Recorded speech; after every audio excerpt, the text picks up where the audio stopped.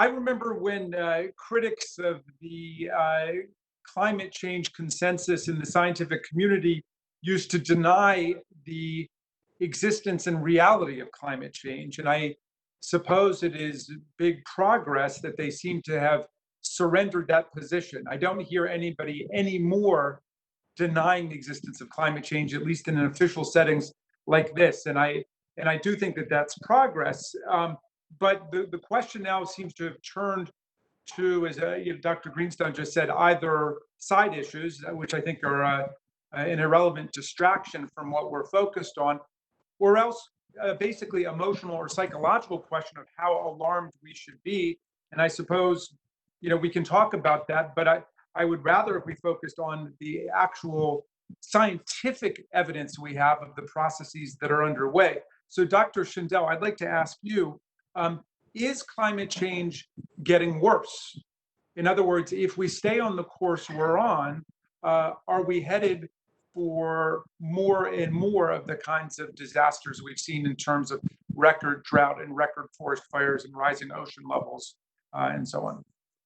Yes, that is unequivocal from the evidence and the combination of theory and models that not only are what we're seeing now likely to continue, but to worsen, and we will see additional effects like the strong increase in the strongest hurricanes, more heat waves, droughts, fires, floods, etc.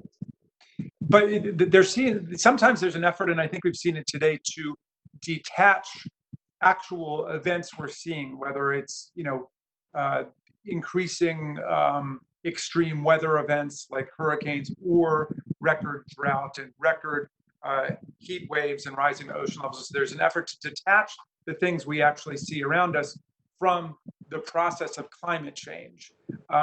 Is it in fact illegitimate for people to take notice of what's going on around us and to link that to the larger process underway? Well, that's a great question. Thank you. And I would say the answer is, unfortunately, it is not illegitimate, that it used to be. And a lot of the misunderstanding, I think, comes from decades ago. The effects were not large enough to distinguish from natural variability. And now our science has advanced and the effects are larger. And so not every single case, but many, many cases of extreme weather and climate-related disasters can be attributed to human activity. Okay, so there's nothing at all irrational or illogical about people noticing these events and linking it to climate change. No, I would say, in fact, it would be illogical not to take into account what we're seeing around us. Okay, I want to ask about air pollution. Let's assume that climate change were not occurring. Let's say, just take it off the table. Is air pollution getting worse in America? Or is it getting better? No, air pollution has over the long term been on a downward trend, but slow.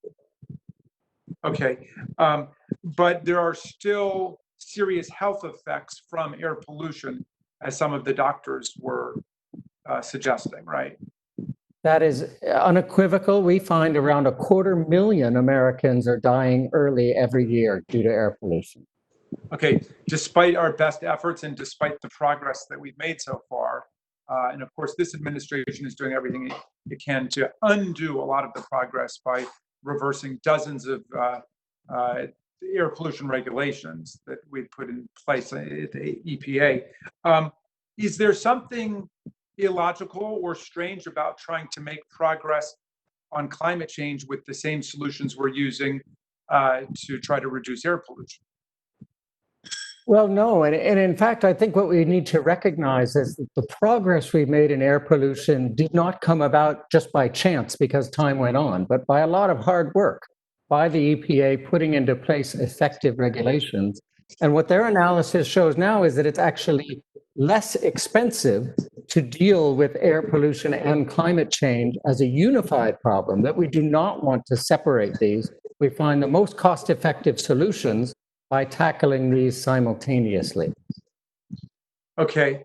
We live in an age of a lot of disinformation and propaganda and mythology. I mean, you think about COVID-19, this terrible disease, which has now afflicted more than 4 million Americans and killed 156,000 Americans. Still, we have heard and been invited to believe by high government sources that children are basically immune to the disease, which they're not, that COVID-19 is a hoax, which obviously it's not, that it can be cured with hydroxychloroquine when the medical authorities and the FDA say that that's not true, and that ingesting disinfectant can be a cure to the disease, which it definitely isn't.